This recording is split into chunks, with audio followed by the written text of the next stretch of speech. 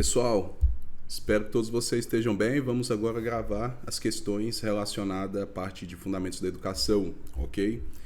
E quando nós falamos de fundamentos da educação, a gente tem especificamente informações essenciais. Por exemplo, nós vamos falar de questões que fundamentaram a nossa educação no viés pedagógico, no viés histórico, no viés sociológico, no viés óbvio, psicológico, ou seja, quem foram os pedagogos, quem foram os sociólogos, quem foi os pesquisadores que estudaram de alguma maneira e contribuíram tanto de maneira psicológica ou pedagógica para que a nossa educação acontecesse. Então a gente vem de histórias, nós viemos de posicionamentos doutrinários, nós viemos de questões relacionadas a estudiosos que fizeram com que a gente chegasse à excelência. Então, a nossa educação ela tem o quê? Fundamentos, origens, ideias, das quais tornaram a nossa educação o que ela é hoje, ok? E vamos começar aqui já com uma questãozinha bem interessante da Arruda Aranha, ou seja, Maria Lúcia de Arruda Aranha. Ela escreveu um livro perfeito, muito legal, chamado História da Pedagogia e da Educação. Aqui, especificamente, foi cobrado uma questão do livro de Filosofia da Educação. E nesse livro aqui ela traz alguns conceitos importantes para a gente. E, especificamente, o conceito de cultura. E ela fala que cultura pode ser vista num sentido estrito, mas também ela pode ser vista como um sentido amplo, ok? E aqui ela cobrou exatamente o conceito de cultura em sentido estrito. Então, olha só, no 4º capítulo do seu livro, Filosofia da Educação, a autora Maria Lúcia de Arruda Aranha faz uma colocação a respeito do conceito de cultura. Segundo a autora, aí na letra A, é possível considerar o conceito de cultura em sentido estrito? Aí ela coloca aqui sentido o quê? Estrito, pra gente. Como a produção intelectual de um povo? Pode. Como a expressão de produções filosóficas? Pode. Produções científicas? Pode. Artísticas? Pode. Literárias? Pode. Religiosas? Em resumo, as suas manifestações também o quê? Espirituais. Ou seja, a gente sabe que em sentido amplo, a gente tem uma gama de informações e cultura pode ser praticamente tudo. Mas em sentido estrito, a gente pode filtrar no quesito filosófico, científico, artístico, literário, espiritual e por aí vai. Então, nosso gabarito, nossa questãozinha, letra A, ok? B. O indivíduo que não participa do saber da elite, que na época era chamado de burguesia, deve ser considerado inculto. Só por ele não fazer parte, ele não tem cultura nenhuma, ele é um cara inculto? Lógico que não, né? Pois é incapaz de produzir cultura. Guardem uma informação importante, a criança, ela produz cultura, ok? Letra B. Apesar de haver sociedades regidas por relações de dominação, isso não impede que as pessoas do povo sejam impedidas de elaborar criticamente sua própria produção cultural. Pessoal, olha que interessante a questão. Ela fala de relações culturais feitas de maneira individual. Então, olha só, apesar de haver sociedades regidas por relação de dominação, ou seja, não são todas, isso não impede que as pessoas do povo sejam impedidas de elaborar criticamente a sua própria produção. Quando nós temos algo de dominação, por óbvio, nós temos alguém que está o quê? Sendo impedido dessa elaboração. Então é como se algumas pessoas tivessem uma prioridade maior, essas sim produz cultura e outras não. Por isso que o item está o quê? Errado, ok? D. A cultura popular resulta dos meios de comunicação em massa, como cinema, rádio, televisão, vídeo, imprensas e grandes revistas. Pessoal, olha só.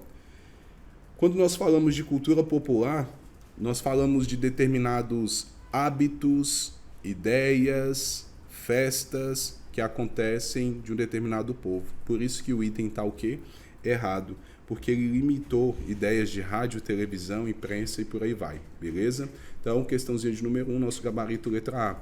Questãozinha de número 2. Moacir Gadotti apresenta 3 concepções que acompanharam a educação brasileira ao longo do século XX. Concepção metafísica, que vai além, ok? De tudo que nós temos de origem relacionada à parte de positivismo e teológico, dialética, técnico-burocrática. Então ele traz para a gente 3 ideias essenciais. Pode-se explicar a concepção dialética, essa concepção dialética de educação, da educação, identificada como aquela que tem a ideia de que, aí coloca para a gente letra A, a dialética, concepção dialética, é o desenvolvimento humano determinado socialmente e a educação reprodutora das condições de classe de cada indivíduo, não tem nada a ver com concepção dialética, ok? Letra B, a formação do homem que se dá pela elevação de consciência coletiva. Elevação de consciência coletiva.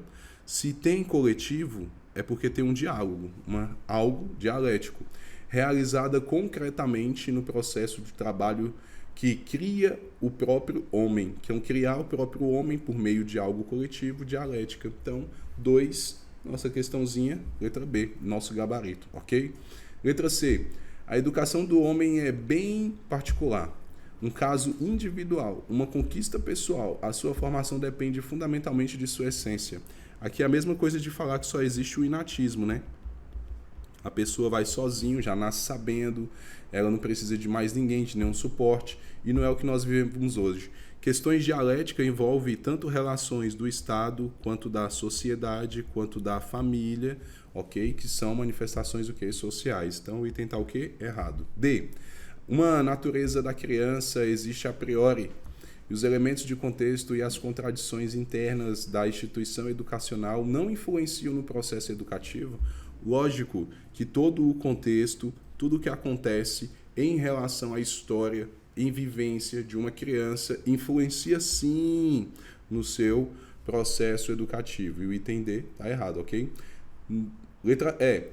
Os métodos pedagógicos de planejamento norteiam as finalidades da educação, a qual tem sua qualidade garantida pelas competências técnicas e políticas dos educadores. Pessoal, interessante, ele fala o seguinte, que nós temos uma qualidade que já é o quê? Garantida, que já é excelente, quando a gente se fala de competência técnica e política de educadores. E aqui o item está o quê? Errado, ok? Então, questãozinha de número 2, nosso gabarito, letra B, beleza? Questãozinha de número 3. Aqui a gente tem uma concepção, uma ideia bem interessante, bem antiga, que nós herdamos, né, dos filósofos gregos, Platão vindo anteriormente, né, Sócrates e depois Aristóteles. E a gente tem 3 correntes que a gente chama de teorias de aprendizagem. Nós temos o inatismo, nós temos o empirismo e depois nós tivemos o interacionismo, beleza? Então, olha só, a busca pelas respostas sobre a vida de seres humanos começa na antiguidade grega com o nascimento. Aí, quando ele fala com o nascimento, ele coloca aqui, ó, nascimento do pensamento racional, que busca explicações baseadas em conceitos. Aí Platão, por exemplo, firmou posição a favor das ideias congênitas, defendendo a tese de que a alma precede, ela vem antes, precede o corpo e que antes de encarnar tem acesso ao conhecimento. Ele afirmou que conhecer é relembrar. Conhecer é relembrar, significa o quê? Inatismo, gente. Inatismo. Já nasce sabendo, beleza? Aí olha só, pois a pessoa já domina determinados conceitos desde que nasce. Desde que nasce.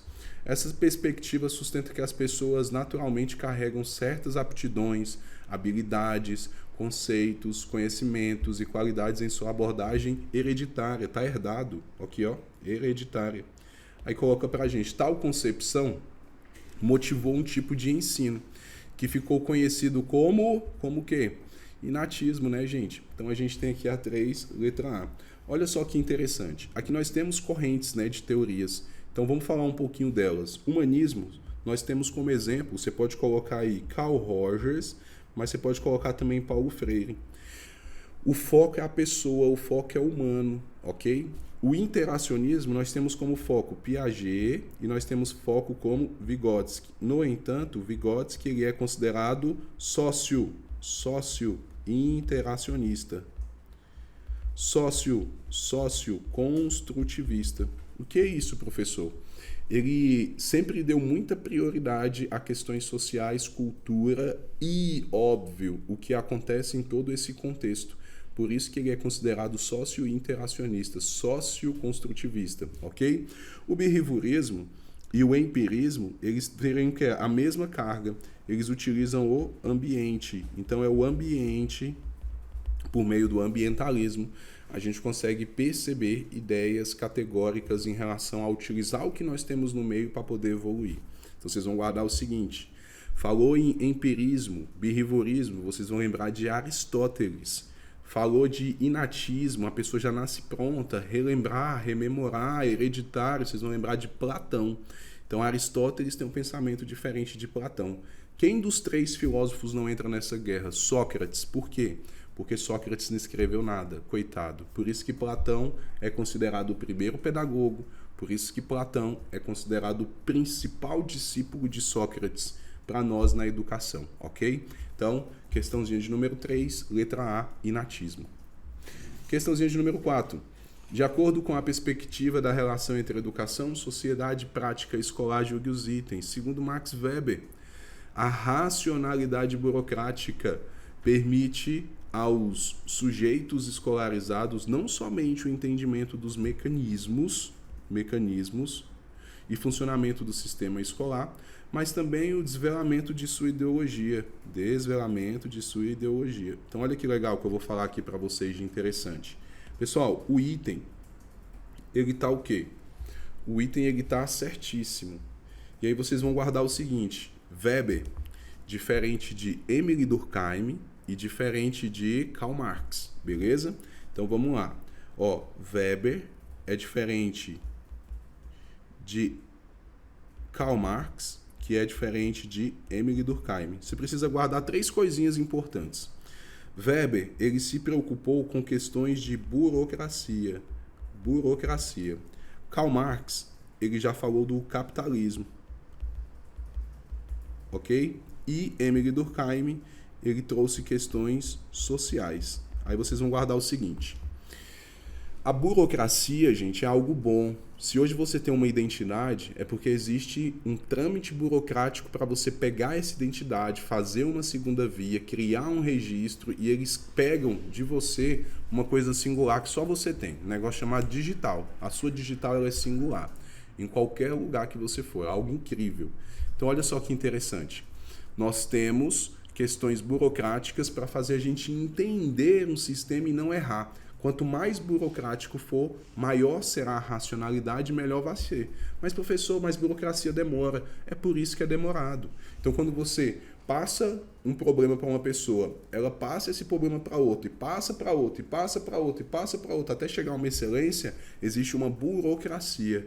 Tantas pessoas metendo a mão, tantas pessoas fazendo, a gente minimiza as chances de errar determinado tipo de ideia ou comando. E aí ele traz para a gente essa ideia de burocracia. Ou seja, por meio da burocracia, sim, você entende mecanismo, você começa a ver coisas que outras pessoas não conseguem enxergar. Capitalismo. Karl Marx trouxe para a gente a ideia de que a educação ela tinha que combater a alienação.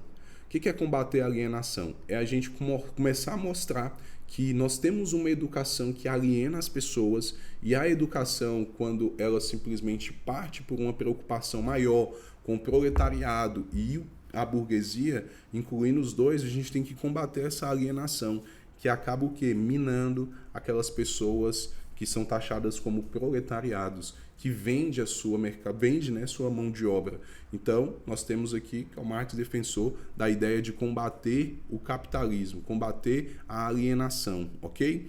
E Emile Durkheim, ele fala o seguinte: a criança é um mini adulto, e aí a gente consegue passar ideias para ela, ideias sociais, e aí quando ela crescer, ela se torna um adulto. Pronto, simples assim. O que nós passamos, o que nós fazemos, a gente vai passar para os nossos filhos, para os menores. Então era assim que a criança era vista. Um ser que não produzia cultura, um ser que não tinha muita informação, um ser que veio ali da teoria da tábula rasa, ok? Item 4, ele está o quê? Certíssimo. Questãozinha de número 5. Tomando para a escola os pensamentos de Karl Marx, agora ele quer o quê? Karl Marx.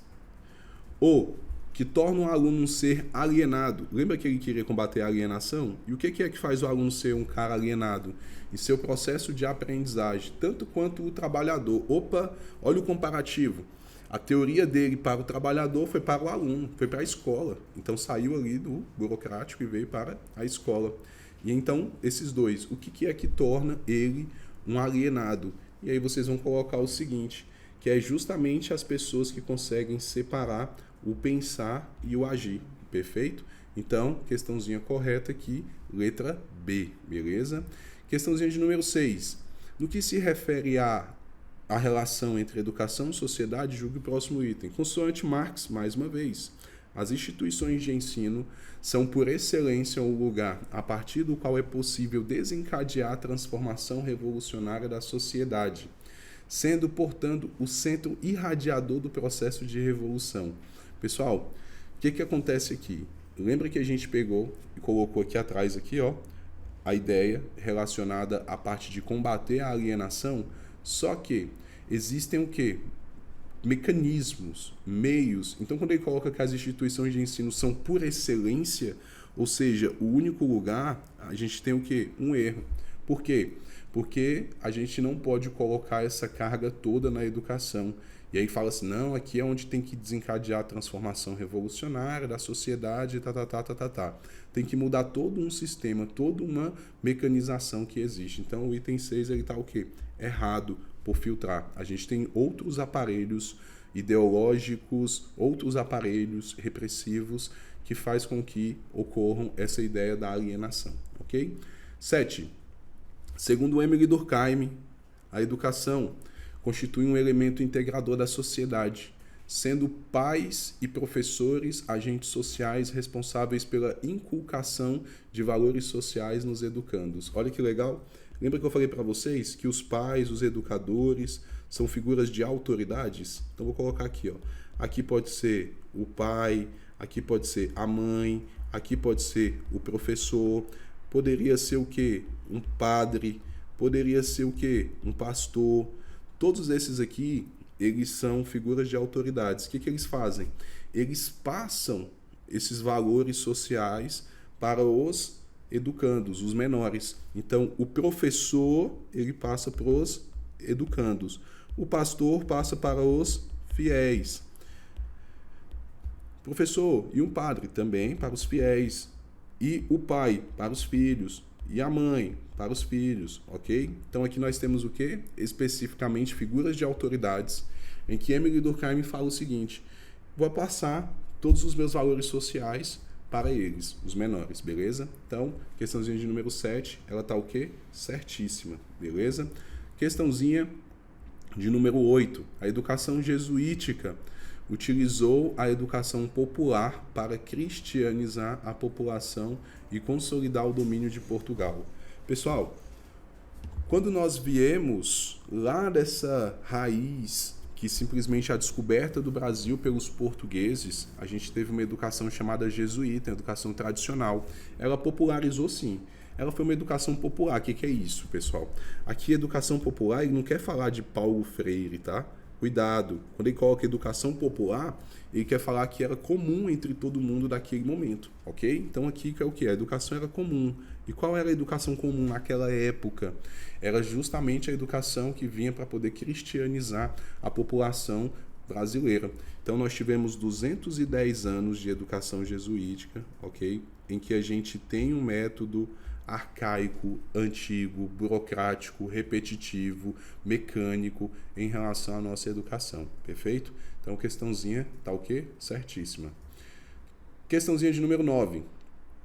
Segundo Comênios, a arte de ensinar exige, aí coloca pra gente aqui 5 itens e pede pra gente qual a alternativa correta, ok?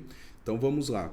Quando ele fala de arte de ensinar, ele coloca a ideia do seu livro Didática. E nós temos uma ideia de didática magna, ok? Didática magna, beleza? E essa didática, especificamente, traz para a gente informações essenciais. Por exemplo, ideias relacionadas à parte de, especificamente, trazer a criança como um ser que aprende. Então, até antes de Comênios, nós não víamos a criança como um ser que poderia ser desenvolvido. Hoje não. Hoje nós focamos no pleno desenvolvimento do educando, na educação infantil, nos anos iniciais e ao longo, né, das nossas etapas educacionais. Então vamos lá. Primeiro, disposição tecnicamente bem feita do tempo. O tempo é algo essencial quando a gente parte do processo didático. Processo didático, volto a repetir, já falei para vocês, é quando nós temos o quê?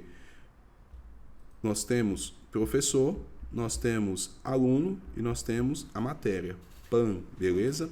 Então, nós temos o quê? Guarda esse mnemônico aqui, ó, PAN, do processo didático, professor, aluno e matéria, ok? Então, 1 tá o quê? Certíssimo. 2, dedicação exaustiva do mestre até ele parar, até ele cansar, até ele não aguentar mais. Errado, né, gente? Organização de todas as coisas necessárias. Aí coloca aqui pra gente. Todas as coisas, ele quer dizer que todos os recursos. Então aqui é um cuidado que a gente tem que ter, né, desse conceito de coisas, porque coisas pode ser o quê? Tudo, inclusive nada, mas todos os recursos que a gente puder utilizar como necessário. A escolha do método adequado, óbvio. O que é o método? O método, gente, é caminho. Qual é o caminho que a gente utiliza para alcançar determinado objetivo? Isso se chama método, ok? Aptidões dos alunos. Se o aluno já sabe, então ele não precisa de recursos didáticos, beleza? Então ficou o quê? 1, 3 e 4. Então nós temos aqui nosso gabarito correto da questão de número 9, letra C, beleza? Questãozinha de número 10, a última questão relacionada ao nosso tópico de fundamentos da educação.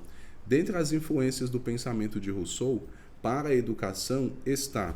Então, Rousseau, ele traz para a gente a ideia de que o homem nasce o quê, gente? Bom.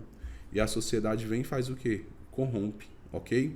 Então, aqui, dentre as informações, a gente tem aqui especificamente na letra A, a consideração de que a criança com sentimentos, desejos e ideias próprias em seu momento de vida. Olha só que interessante. Ele coloca aqui para a gente que existe uma consideração na criança. Então, Rousseau ele considera sim a criança como alguém que tem o quê? Sentimentos, ok? Tem sentimentos, tem desejos, tem ideias próprias. Ela é importante em determinado momento de vida, ok? Então, letra A, nosso gabarito da questão de número 10. Vamos ver a letra B. A ideia de que a criança é um adulto em miniatura. Acabamos de ver, Emily Durkheim, ok? Fala que a criança é um adulto em miniatura. A organização da atividade escolar com foco na educação, corpo e dos hábitos desde os anos iniciais. Falou em hábitos, a gente tem ideias lá antigas de quem? Do empirismo, ok? Empirismo, ambientalismo, behaviorismo, beleza? D. A ênfase no estudo das disciplinas de língua portuguesa e matemática como base para o aprendizado. Não era a ideia de Rousseau, beleza?